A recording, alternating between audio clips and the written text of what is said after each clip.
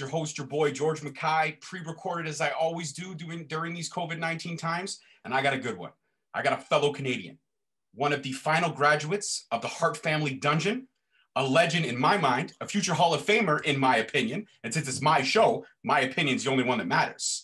Please help me welcome TJ Wilson, aka Tyson Kid, to Straight Talk Wrestling. How are you, sir? George, I love your opinion, man. I'm down with that. So that's awesome, man. I appreciate it. Thank you very much. Well, from a fellow Canadian and somebody who myself is a Hart family geek out hardcore. When I was a kid, Bret Hart was somebody I looked up to, but then I gravitated more towards his brother. I consider Owen to be the greatest of all time. I mean, yeah, he's unreal good, man. He was so good. I think he was. I mean, I don't know about ahead of his time, but I mean, he was in terms of his in-ring ability, obviously. But even his character-wise, I think this is just a little thing. I mention this once in a while, but I know for a fact, WWE gave Kurt Angle a bunch of Bret matches to watch when he was first signed. And it's my opinion, I think I maybe had this conversation with Kurt one time, but it's my opinion that he got, in watching those, he obviously saw a lot of Bret versus Owen, and you could see, to me anyway, I could see a lot of characteristics of Owen in Kurt Angle. And I always, in my own mind, put it together that it was because he watched these tapes, because I knew that the company had put together these Hitman compilations. And then I know they wanted Kurt to watch something like that because maybe it associated more so with what an Olympic gold medalist would wrestle like in WWE. So I always figured that he got a lot of the personality traits, even if subconsciously, from those Owen matches. Oh, hands down. I mean, I could watch WrestleMania 10 all day, every day. I just tweeted about it with Eddie Kingston. I mean, the WrestleMania 10 is unbelievable, man. That opening match. I remember when, as a fan, realizing that it was on first and being so excited. I was super excited about that too, but I was more heartbroken because even as I got older, I felt like it should have been further down the card. It should have been something as fans we should have waited for. You know what I know what you're saying. I just think, especially now, and me being a former wrestler, and me, I understand why it would be on first, and then Bret could wrestle first and last. I get that part of it. I mean, you easily could have started the show with Lex and Yokozuna, which obviously, would have been good, but it's not Bret Hart versus Owen Hart. Absolutely. And I know I'm super biased in saying that. I'm openly super biased in saying that.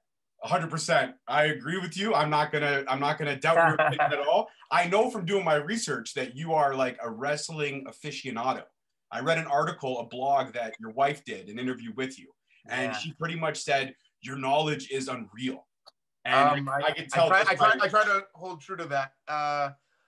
Luckily, for whatever reason, it's maybe a gift and a curse. I have a great memory. So if I watch something or I'm there for something, it takes a lot for me to forget about it or forget it in general. So in terms of studying, the being a student of the game, I can watch something one time and have a pretty good memory of it. Absolutely. And I know one of your favorite matches from, again, doing my research, one of your favorite matches is SummerSlam 92. Yes, sir. Bret versus another great Davey Boy Smith, the British Bulldog. Yeah. That match is the match where I instantly, in an instant, I decided that, I mean, not even decided, that's just the instant that I knew I was going to be a wrestler. Prior to that, I didn't know that wrestling could kind of look like that, if that makes any sense. I didn't realize a match could be like that. And I mean, God, it just captured my imagination and made me, I was already in love with wrestling, but it made me fall into this deep love that here I am 28 years later, and I'm still trying to figure out how to maybe get out of it, and I can't. So it is what it is, man. No, that match is unbelievable. And it just, I was a 12-year-old boy, and it just took my imagination to a different level and allowed me to really, like I said, really fall in love with wrestling on a whole different level that I already loved wrestling, but I loved, I guess, the theatrics and the characters and things like that. And not that Bret and Davey didn't both have those elements to them as well, but the fact that like a wrestling match captivated 83,000 people for that length of time. And, you know, when you're younger, like that match is probably around 30 minutes, just off the top of my head, probably. You know, with entrances and the spectacle and everything's like 40 probably. As a kid, it felt like an hour, but it felt like, but not in a bad way. Like I was entertained throughout the whole thing. So yeah, man, that match sparked a lot in me in terms of, like I said, the creativity of like, okay, you can do this in a match. It's not, you're not just limited to this. They're like, all this is open, whatever's in here. Absolutely. And one of the articles that I tapped in a lot of my research from was one written by a mutual friend of ours, Jan Murphy. He wrote it. Yeah, Tyson Kids, Wrestling Comeback Kid. He wrote it in 2018. And he talks all about the history. And the one thing that I found fascinating is because I'm also a big fan of this man. You and Teddy Hart, you guys did not see eye to eye back in the 4th grade. There was a little bit of, I don't really like this guy too much. Yeah, it's funny. I think we have a lot of funny similarities, and then we obviously have a lot of differences. But I think we had some similarities, especially as kids in school. I think we both were like two of the smaller kids in our class, in our grade.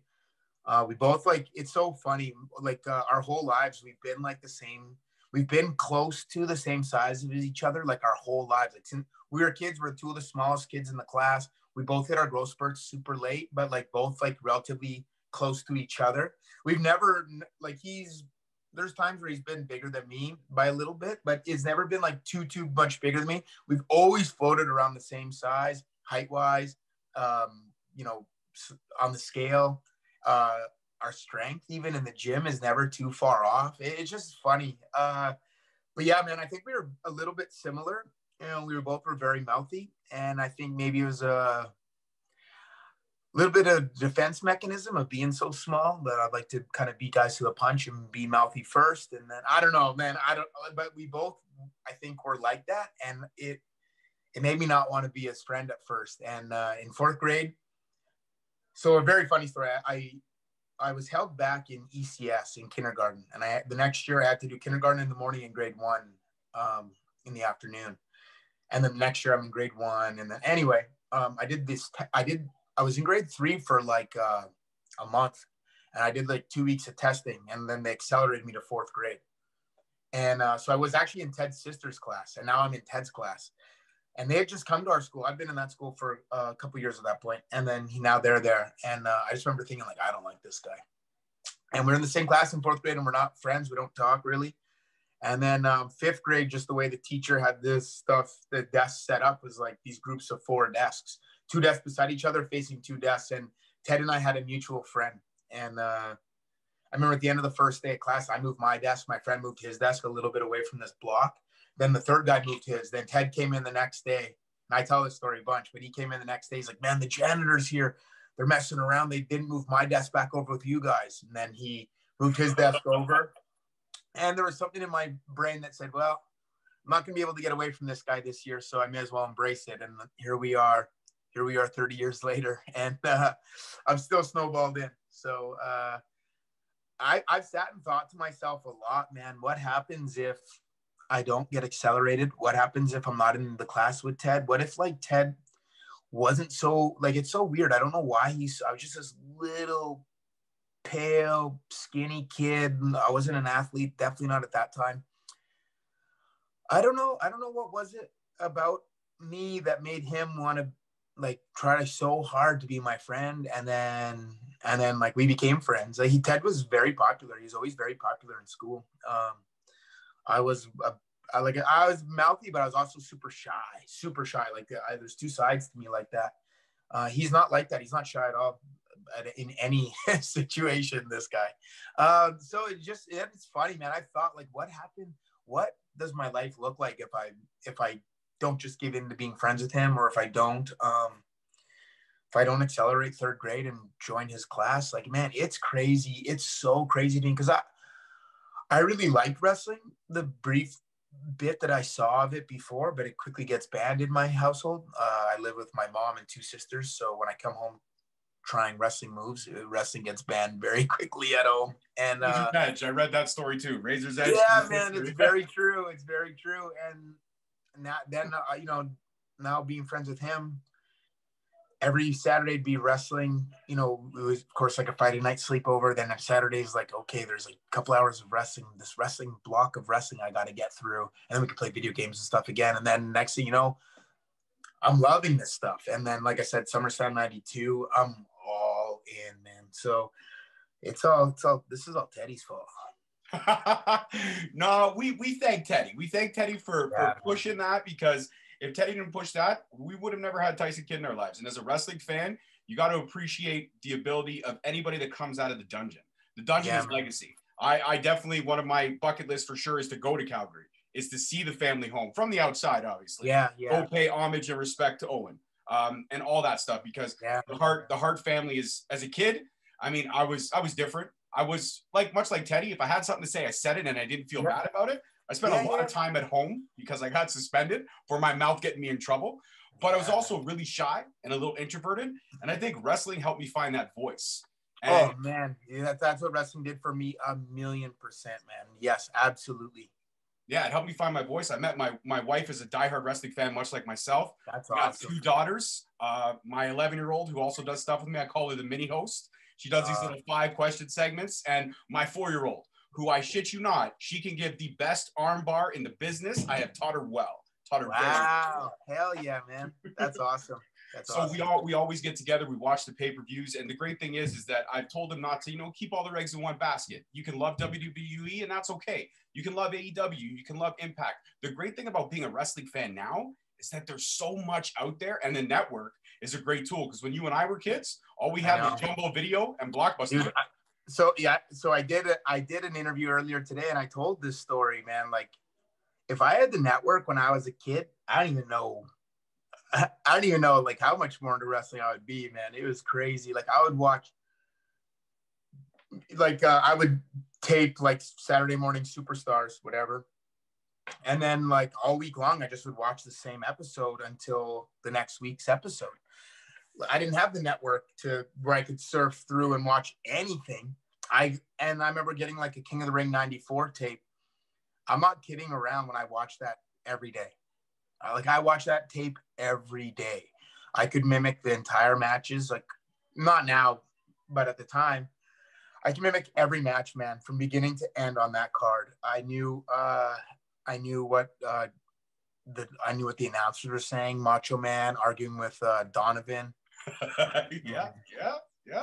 Gorilla Monsoon. Yeah. Oh, commentator teams, man. There were some legends in the game for sure. Legends in the game for sure. Yeah, and I would watch that, but now with the network and YouTube, it's awesome. And I'm saying that in a good way. There's just so much stuff, man. It's cool. I love how much wrestling there is out there. I think it's a great thing. Absolutely. And it's a great time to be a fan. And so just to kind of circle back to your history a little bit, I know you debuted at Rockyford Rodeo at 15. Yeah. 15, man. That's insane. You were in the dungeon, Sunday night dinners at the Hart Family House. And so I got to ask this. Yeah. What was Sunday dinner like at the Hart Family House? Dude, Sunday dinner was unbelievable because if Brett was coming, we'd usually know beforehand. It was like a big deal. I remember like I'd been around obviously not every Sunday dinner at this point. There is a time where I eventually am at every Sunday dinner, every Sunday, but not at first, here and there. And I remember like I don't meet Brett until probably 90. Like I'm hanging out with the family around, starting in 1990. I don't think I met Brett till probably 92 or 93. Just was like rarely home, and then when he would be home, I finally met him at a Sunday dinner that he came to in like I think 93, and I'd met Davey and Jim prior to that because they didn't live in Calgary. At one point they didn't live in Calgary, and so like they'd come up for a show, they would come to Teddy's gym, rather than do their home stuff. Like they're on the road, so they'd come to the gym, and I would see them. And so I met them before I met Brett, which is very funny. But I'm trying to think. What's a good? I can never remember what's the first like live event I ever went to. I remember going to probably 92 or 93. I remember, so I probably would have, I met Brett at the Hart House before I saw him at a live event. But I remember seeing like Owen versus Razor Ramon at 11. But even that wasn't my first one. Probably 93 is my first one. I'd have to look it up. Was it in your house? I believe in doing my research, it was in your house that Owen flew you guys out for. I mean, yes, eventually I do that. So I went to WrestleMania 12 before that. That same year, Owen flew me there too. So yeah. Owen flew me to WrestleMania 12, and then he flew me to In Your House International Incident in Vancouver. Yeah, man. Like I said, I went to Teddy's house, which it was actually a gym his parents owned, and they lived up in the quarters above it. And then I got invited to Stu's for Sunday dinner, and I've been snowed into this family ever since, man, for 30 years. It's like, I believe the quote that I read in the article was, it's like the mafia. It's like the Godfather. You had Teddy, who's Sonny vouching for you, and once you're in for life. And that's not a bad thing. You're looped in with some legends, but you yourself are a legend in your own right. I appreciate it. I think, is it one of the Godfathers where it's like the one guy's not actually related, right? And he kind of takes over? Yeah, the Sonny's bastard son. Yeah, that's me. I'm Sonny's bastard son. That's me. I've taken over. So one of my favorite times in your career, I mean, and you had some great times. Obviously, there was the rejuvenation of the Hart dynasty with you and Harry Smith. That was a good time in Italia as well. That was a fantastic time. Being a Canadian fan, seeing the Hart dynasty come back, seeing these young bucks coming in, kicking ass and taking names. I fucking love that. Especially once they brought Usos in for us to kind of play with. Absolutely. And I'm a big fan of tag team wrestling. I'm a huge fan of tag team wrestling. Me too, obviously. Purest form of wrestling. But my favorite time with you and your tag team career, as much as I love the rejuvenation of the Hart dynasty, it's when you and Cesaro teamed. That whole storyline with the New Day, that raised the goddamn bar. I appreciate that. So many levels. And it was almost every match in my eyes. I went back and rewatched all of them in preparing for this. And every match was a different story told, a different dance, a different art form, and the chemistry that you five had, because sometimes Xavier or Kofi or Biggie, they'd switch it up.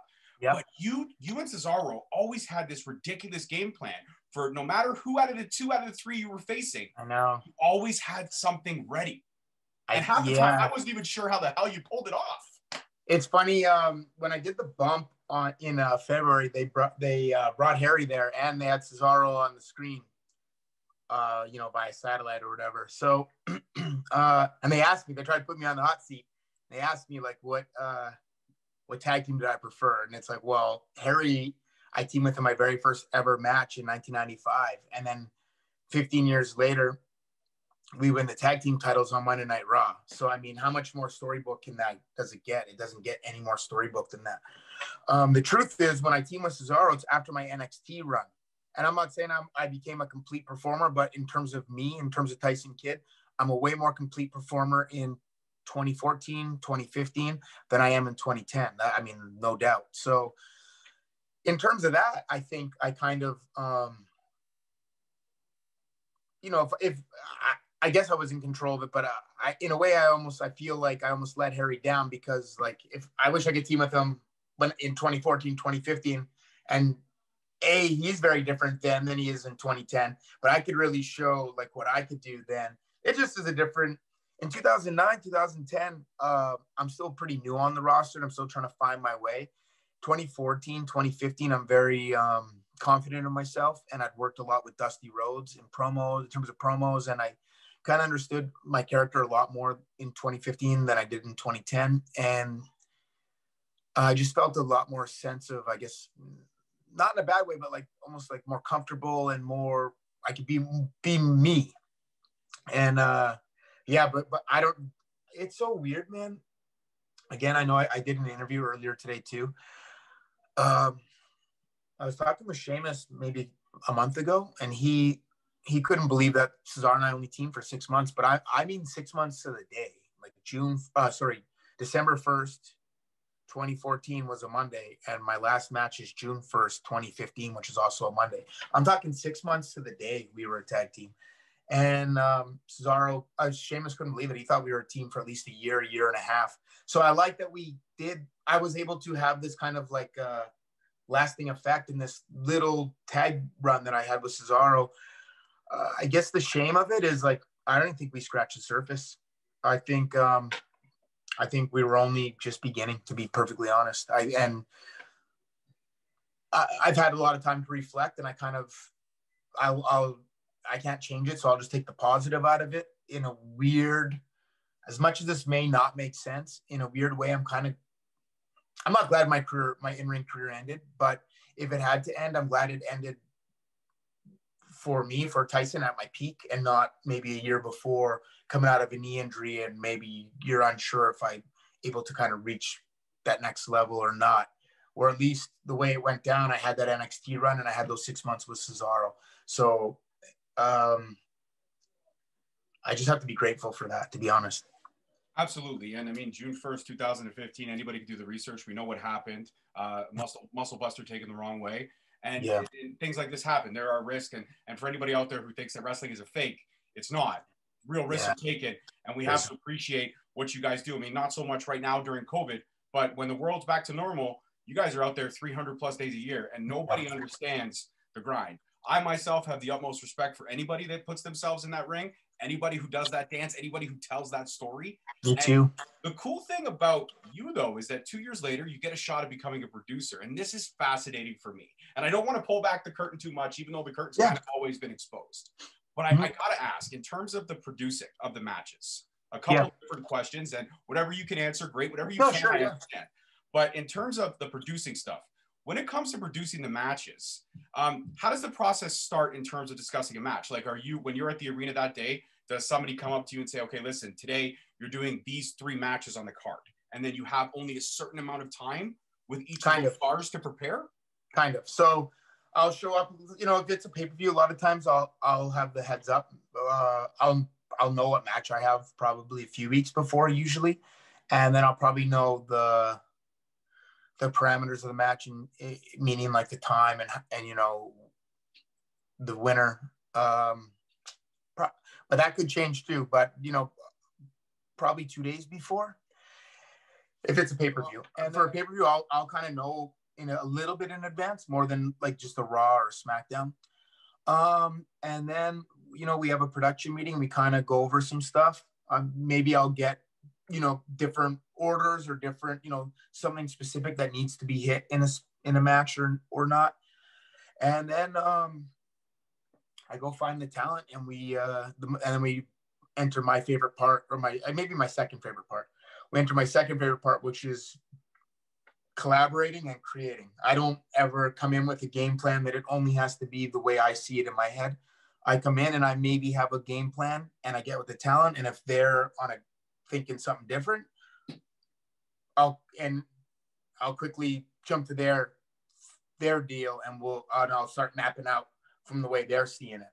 I never go in as a talent. I always like it when my producers would be pretty open. Obviously, there's certain times where things are very specific, and you just have to do what you have to do, and that's life. But the fun part of what we get to do is that we get to create, and we get to.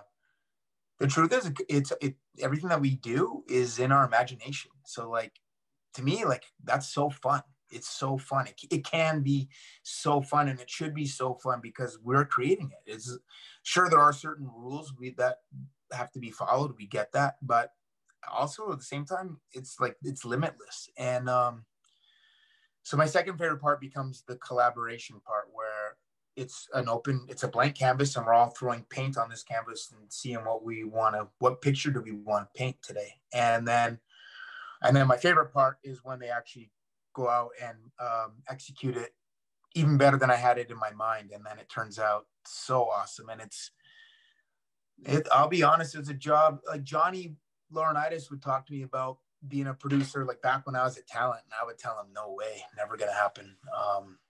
Couldn't picture myself doing it. As much as I love wrestling and love the business and love a lot of aspects about it, I just, I've inherited this trait. It's a Hart family trait, but we're late for everything. So getting the TVs is no problem when I'm at town. I can just text Mark Carano and tell him, hey, I'm going to be 20 minutes late. I'm at the gym. It doesn't work the same way when I'm trying to get to a production meeting before Vince. So I have to beat him. I have to physically beat him there. So it can be a bit of a challenge sometimes, but luckily he might have spent some time around the Hart family too when it comes to getting there on time. So it's a race who's least late. And but you know what though, I didn't think I would really like it. And later on, you know, after my injury and I had a little bit of time to heal, and we discussed this possibly being a road we can go down. I wanted to go in with an open mind and try to like it. I didn't want to go in with the mindset of telling myself that I already didn't like it. So I wanted to go in with an open mind and treat it properly and give it a fair chance. And it took me a little while. I'd been away for 2 years. So now I'm around all the same, you know, there's some different people, but mostly the same people that I hadn't really seen in 2 years. You know, most of the talent reached out to me when I got hurt. So we stayed in contact, but it's different when I get to see everybody weekly. And I don't know, I always use the word shell shocked. I don't know if that's the right word, but it took me a minute to like kind of get into the groove of things on this side of the curtain. And looking back now, it's crazy. I couldn't imagine like not being a producer, as weird as that might sound. I love it. It's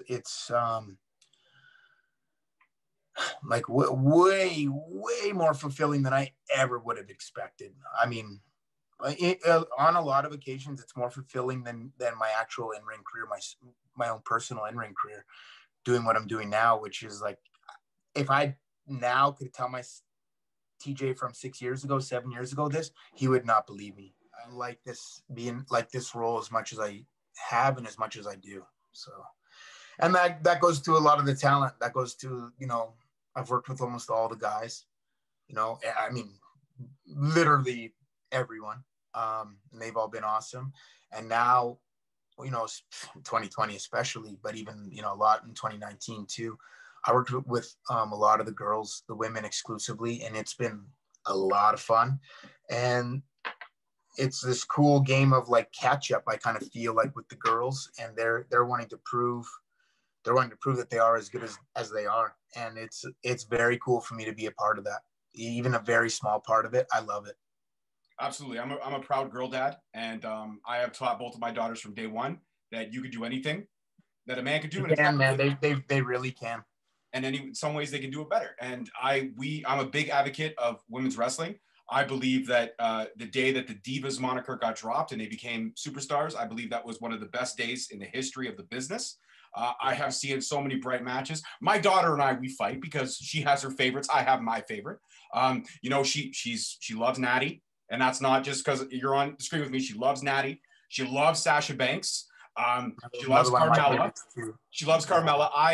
I have my strong opinions of Carmella because she's great at being that one, you know, like I just want to sometimes just like, oh, I just want to, you know, pop her right in the nose, but I can't do it. And obviously Bayley, Asuka, if you go legendary, I mean, Charlotte Flair is the epitome. And then in other promotions, we've got a lot of favorites as well. But in terms of the women's division in WWE, I think they trailblazed a lot of things. So many legends came out of there. And now it's helped spun this whole wonderful thing where women are second to none in this sport. They're number two. No, they're equal. They're equal now, and that's the greatest part of it. Again, I'm going to probably be pretty biased, much like when I speak about the Hart family. I guess I won't get into specifics. I don't want to cause too much dissension, but I think in the three buildings that we've been in so far in what you'd maybe call pandemic wrestling, I think the girls have had the best match at the PC. I think the girls have had the best match at Amway. And I think thus far the girls have had the best match at Tropicana. And that's my opinion. I know I'm going to be super biased because I almost exclusively work with the girls, with the women. And I know that I'm fully aware of how biased I am. And that's my opinion. I think, and you know, I've seen a lot of great matches out of the guys too. I'm not taking anything away from them. I just think the women have been so stellar, I think, during 2020. I mean, not that they haven't been in years prior, but I think 2020, for some weird reason, has really unlocked a lot in the women. And man, it's like I said earlier, and I'll say it, you know, forever. It's just so cool to be a part of it. And like you said, when, you know, I understand why the Diva moniker was put into play. I understood it made them different, and it, you know, even today, I'll see people who still will call them divas. So it shows you there is power in them being labeled something different. There was power in it at that time. Then at one stage, it starts to take obviously a negative, maybe connotation a little bit. And I know maybe the term itself derived from like almost a negative connotation, but I feel like WWE didn't give it that spin. They actually, divas didn't just mean, someone who's like stuck on themselves or whatever, and not in WWE world anyway. But anyway, since they did drop that moniker and they're superstars, just like Roman Reigns is a WWE superstar. So is Bayley. They're both WWE superstars. So once we kind of eliminated that, and that's on the company side of things, all bets were off to me. Absolutely. And I have this question. I think you might be able to give a really good insight because you do work with the girls so exclusively. There have been a lot of groundbreaking moments in WWE in terms of the women's division and their rise to what they're doing. They've had Money in the Bank matches, Hell in a Cell matches, Steel Cage matches, all that kind of stuff. They've had those matches and they've done them successfully. Do you think that I'm going to quote another company for now. So Impact Wrestling, what they did with Tessa Blanchard, they put the heavyweight title on her. That was a big moment in the history of the sport. Do you think WWE is not that far off from kind of doing the same thing in the near future or in the future? I mean, possibly, or I even see it a little bit differently. Like I think that's a cool moment for sure, and it's very groundbreaking. To me, I almost just think like and it is very cool, and I mean, definitely like,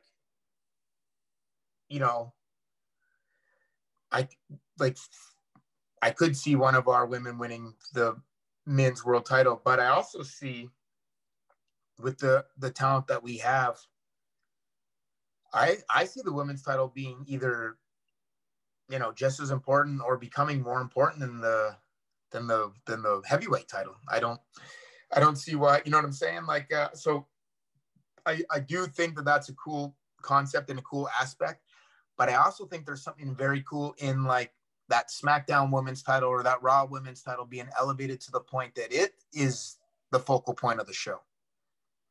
I know maybe the talent pool is a little bit smaller in terms of who would be challengers. I get that, but that's part of the interest as well. Where, like, for example, I counted the other day. I feel like there's maybe like 9 or 10 women on SmackDown, and I think they're all very strong contenders. And I think that makes that title and that division so much stronger to me. And I guess what I'm excited for, and I'll throw this out there, except that I know it's going to be a long day of work for me, is eventually Evolution 2 and seeing what that, it's got to come someday, whether that's, in 2021 or 5 years down the road. We know Evolution 2 is eventually going to be something, and 3, 4, 5, whatever it becomes, whatever. But it's going to be, I look forward to the next one because I thought the first one was a huge success, and that was a few years ago. And I think even you look at the talent on that show and how much better they've all gotten. You look at how much, the match I had that day, I think I may have had another match, but for sure I had the six woman tag with Natalya, Sasha, and Bayley against Riot Squad. It was an awesome match, and you look at how much better all those talents are, and they were great then, and how much better they even are right now, and how much more like complete characters like Sasha and Bayley are now than they were 2 or 3 years ago. Like, it's scary, man. It's really, really scary. I'm going to be like, I know I'm going to preface this a lot, but I'm very biased when it comes to the women because I work with them a lot and I work very closely with them. And it's cool to see because a lot of times like their minds are just like pure wrestling, like 24/7. Like they'll send me texts throughout the week before like a big match of like videos they have on their phone from Japan or some other place. Like, I had Lana sending me some Yuji Nagata Tanahashi clips like 6 weeks ago. I would have never suspected that. I would have never suspected Lana to send me some Tanahashi and Yuji Nagata stuff, man. So like that type of stuff is just so awesome for me to see. And I don't know, I can't say enough great things about this role that I'm in and about the talent that I work with. Absolutely. And you know, I don't know if you know this, but a lot of times you're viral after a Raw or a SmackDown. I don't know if you know this, but there's always a meme. If you produce a match and fans found out that you produced a match and it's match of the night, it'll have the two superstars in the match, and right underneath it'll have a picture of you like this. And it'll say, awesome. If you love this match, thank this man. So a lot of times on the wrestling groups, if you go on like Facebook or Instagram and you produce the match or what the fans perceive to be the match of the night, you're viral the next day. I've seen it a lot. That is so awesome. I remember the little period where like whoever's being the producer, like of each match was kind of getting, I've been tagged in them on Twitter and I was getting outed on a few. I mean, their matches I was proud of was like Seth versus Dolph. But I remember I felt like someone inside was like almost wondering if I was leaking it because it like it definitely in matches that I'd be very proud of that it's out there. And then I remember actually getting tagged in a picture and a fan. You fans are too smart, man. You guys are figuring everything out. These fans were sitting like on the hard cam side and taking a picture from like the jib camera that had kind of like the match, not the layouts of like what was happening in the match, just like kind of the match order and who was the producer, like just the lineups.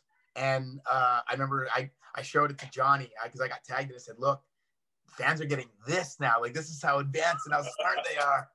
Just so you guys know, it wasn't me putting it out there. I wouldn't do that. There's certain things that I will never do like that in wrestling. And just I maybe am one of the last of it. I came up in an old school way. But, man, yeah, like my friend, you know what? To that point, my friend sent me something. And it was very cool. But it was about it's the match where Bailey turns on Sasha after the match, but against Nia and Shayna. And I got tagged, and my friend sent me that because the person didn't actually tag me, but it said like, the turn was awesome at the end, but go watch this match and go look at the storytelling in this match. And they're like, I have it saved in my favorites. I don't know the exact verbiage, but the guy's like, he's like, and he didn't see a script that said like my name. He said, I know by the way this match went down, this is a Tyson Kidd match. And like, here's the thing, he's right. He called it. And that's not just me. That's also the girls I'm working with, man. Like we're all on that same page. And like I said, I've been working with them a lot in 2020 and just the way things have kind of broken down. And so like it's not like it's just my creation. It isn't, but we're all just on that same page. And I know like what's so cool is they just want to be as good as absolutely possible. They don't care what the costs are. And it's awesome, man. It makes my job like so fun. I'm not like, I know this is going to sound like an exaggeration, but like I go to work with a smile on my face every day. I may not always leave with that smile on my face, but I go there with a smile on my face. No, I leave with a smile on my face every time, man. The talent that I'm working with now are the same talent that reached out to me when I got hurt, man. So I'm just super grateful. I'm very lucky to be able to do what I do. I was very grateful and very fortunate for my in-ring career, and I'm very grateful and fortunate for what I do now and the people that I get to work with. Absolutely. 150%. And if Evolution 2 ever does happen down the line, and I know it will, a dream match for me, and I hope that it happens. You know, maybe you could put the bug in somebody's ear for me and hook it up. It's got to be, I just see it in my head, and I think it would be a barn burner. Natty versus Rhea Ripley. Just shut up and take my money. Shut up and take my money. No doubt. Natty, like, I know it's now been kind of talked about on TV the past few months, but like she really does have the most matches of any female in WWE history. The most overall matches, the most wins, the most like, I'm sure the most losses, whatever, but just the most matches, man, which is like says a lot. It just says a lot about someone's longevity and the different, like, Natty always says this, I hear her in interviews and she's right. Like she was ready for this women's evolution before WWE was ready for the women's evolution. So she's been waiting for this. Not waiting. I don't say waiting. She wasn't just sitting back waiting. She was working towards it, but she's been ready for it. And I mean, man, I know Rhea's super young. world of potential, so much potential. She's already so good. I mean, yeah. If while that match is happening, maybe I'll just sit in the stands and watch and enjoy it as a fan, because like it'd be better than having to call it to the truck, I think. Absolutely. If that match ever does happen, I'm buying a ticket. You hit me up on Instagram. We'll sit down. We'll watch that together. I'll even buy a ticket for you. 100%. 100%. I'll get you comp. Absolutely. Oh, sweet. All right. It's on camera. I love it. A couple more questions. I'm going to let you enjoy your evening. Yeah, man. But I got to ask, Natty is like a cat aficionado. She loves them. You guys have a whole bunch.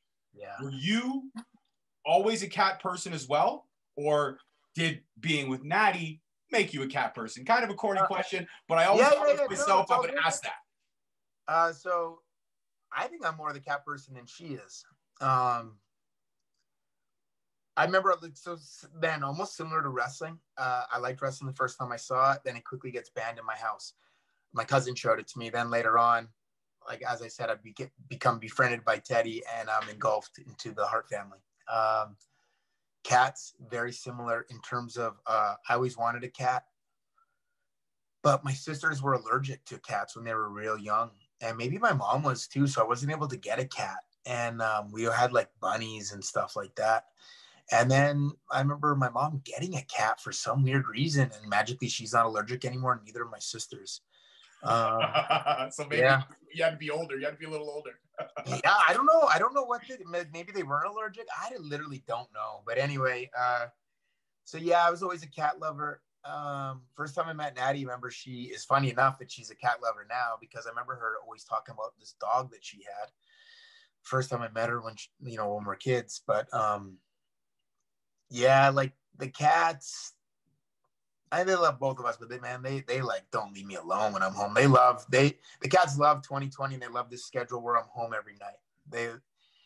They want more of this schedule. I'm home every night. They get to sleep with me every night. They get I don't know if it's my body temperature is always warm. Like they sleep with me all the time, man. My cats are with me all the time when I'm home. My one guy, like, he now has to come in the garage and just sit there while I'm working out, and he'll go back and forth, but I don't let the others in, just him. Like, I try to let them have each their own little, like, I have 5 of them, and like I try to have little differences with all 5. But yeah, man, I love them. I'm an animal lover, but I love cats. Absolutely. I'm a dog person. I have been a dog person my whole life, but I do have an appreciation for the cats. And I do think your cats are, from what I've seen on Total Divas and stuff like that, your cats are adorable. I'm a dog dude, man. I got you.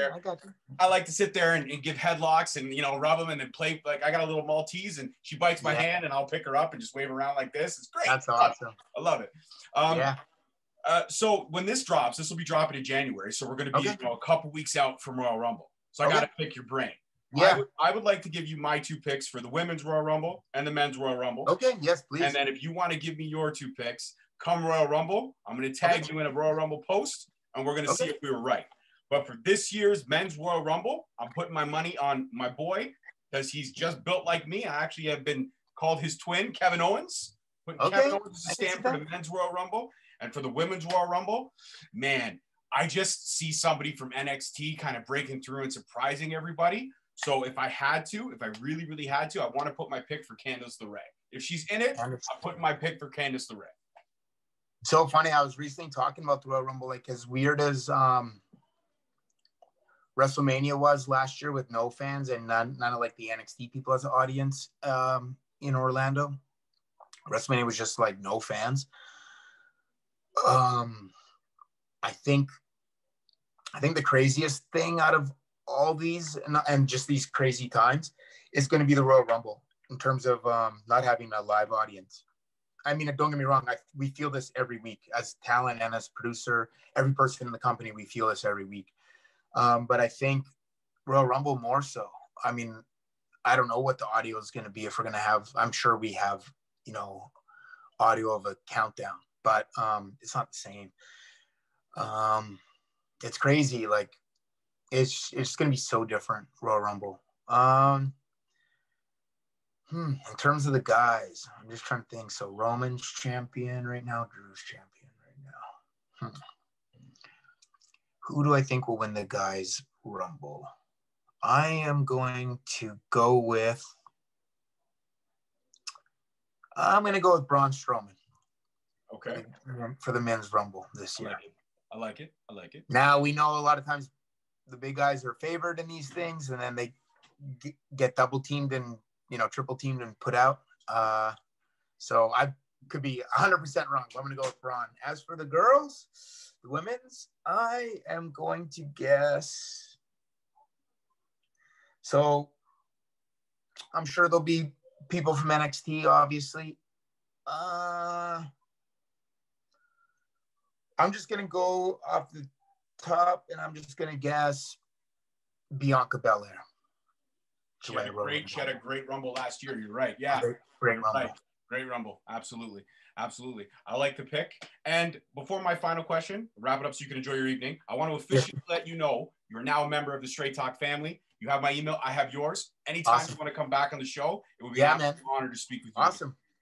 And my final question. There have been a lot of rumors swirling around in 2020. You posted pictures of working out, looking probably best shape you've ever been in your life. And as the internet always does, it does not tell the complete truth. But is there any truth to the fact that there may be an in-ring return with all the in-ring returns we've seen this year with medical science and how far it's come? Is there a potential for Tyson Kidd to step back through those ropes if safely and it can be done? So, and I said this earlier too to somebody, it's kind of cool. Like, no matter how many times I say like, no, like my in-ring career is done. I'm not kidding. I probably get messaged about it every single day, whether it's on an Instagram post or DM, Facebook, whatever.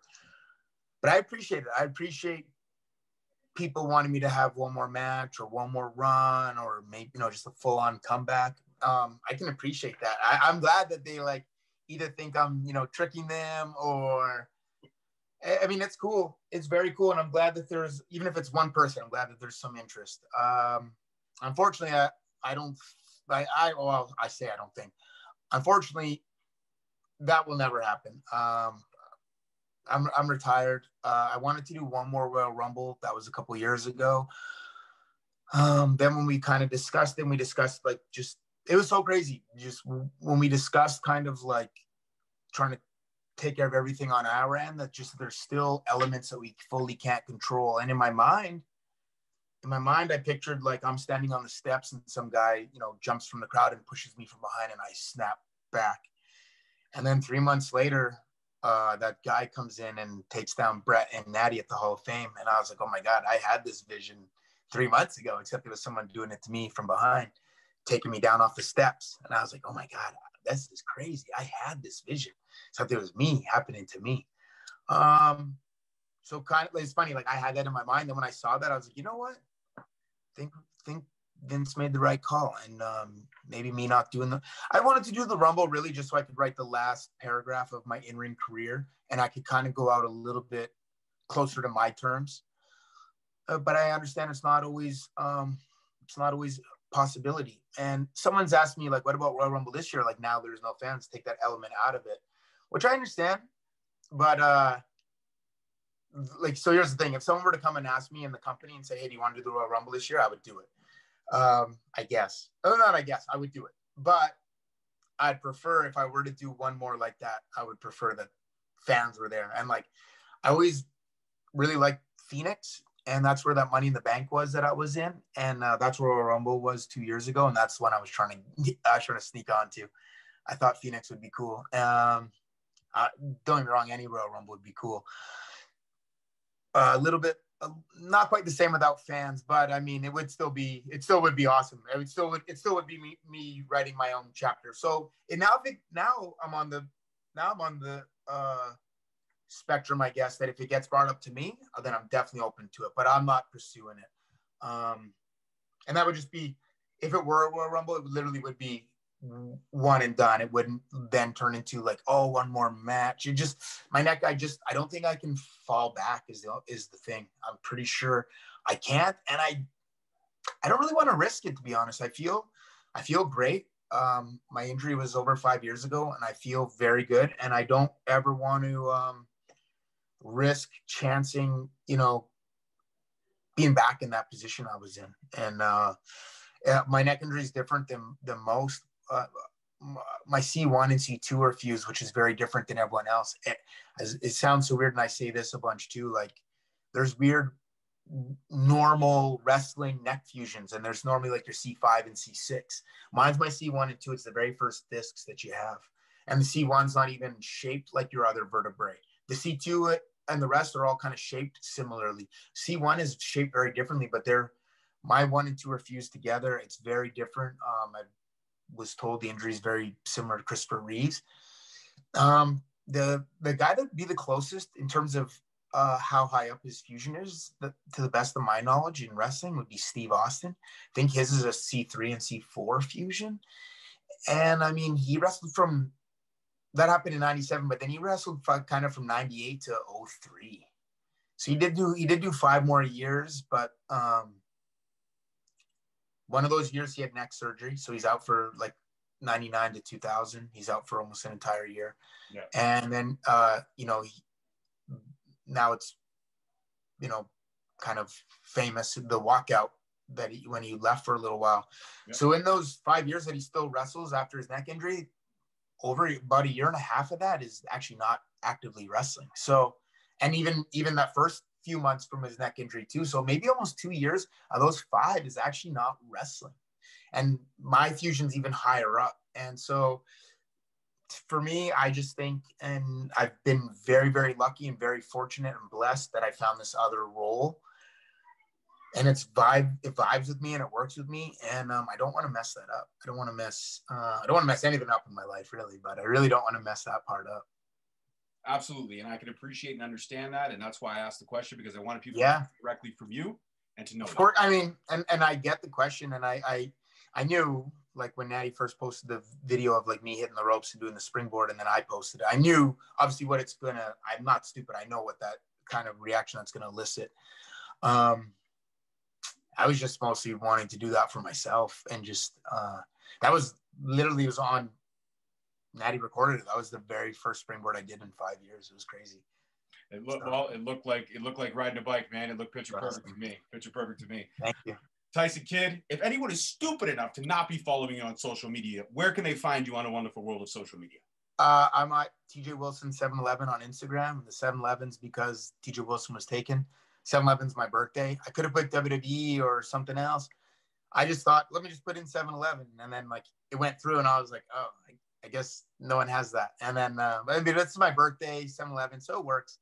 And then on Twitter, I'm at just TJ Wilson. Awesome. And I'm a glutton for self-promotion. So on Instagram, I'm at Straight Talk Wrestling. And on Twitter, I'm at _Straight Talk. And if I can get a follow from a man of your caliber, yes, sir, that will be after this. That will be a Christmas gift come early for sure. Absolutely. Hell yeah, man. All right, brother, you go enjoy the rest of your evening. Again, it was a complete honor to speak with you. And George, thank you too, man. I will tag you in everything when the episode drops. Please do. And I'll hit you with that follow right after this. Absolutely, brother. Thank you. Awesome. You take care. George, take care, man. All right, peace. Awesome. Bye-bye.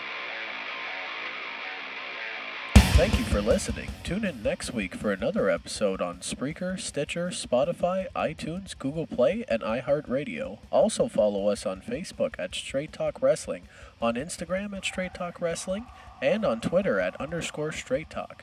And for all our merchandise, you can search us on ProWrestlingTees.com.